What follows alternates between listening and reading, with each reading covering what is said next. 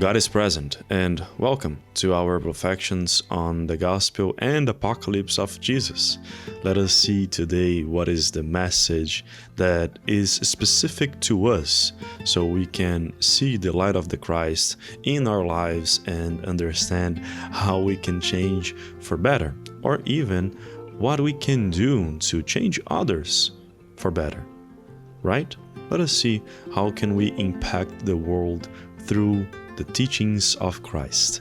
I'm gonna open here my Holy Bible and we do our common prayer to ask for this message in this day.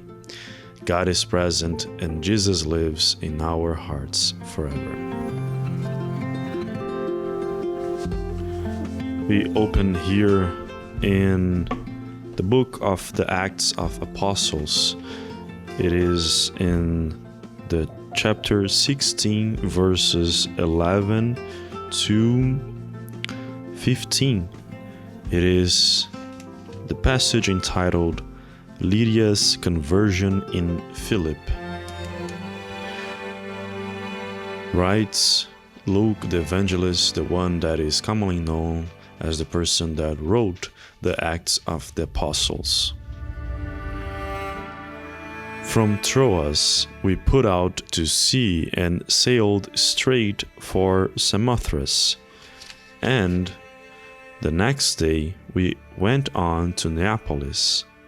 From there we traveled to Philip, a Roman colony and the leading city of that district of Macedonia, and we stayed there several days. On the Sabbath we went outside the city gate to the river, where we expected to find a place of prayer. We sat down and began to speak to the women who had gathered there. One of those listening was a woman from the city of Thyatira, named Lydia, a dealer in purple cloth. She was a worshipper of God. The Lord opened her heart to respond to Paul's message.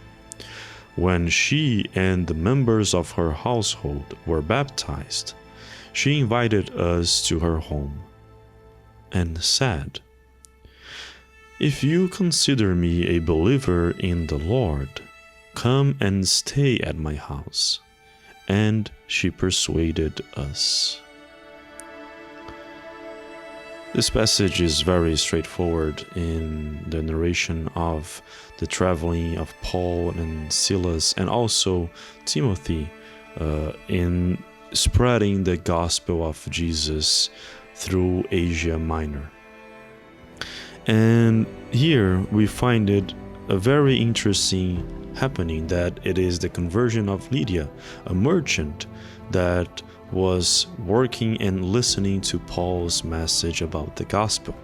That is to show us that no matter where we are, no matter what we are doing, the message of God is going to reach us.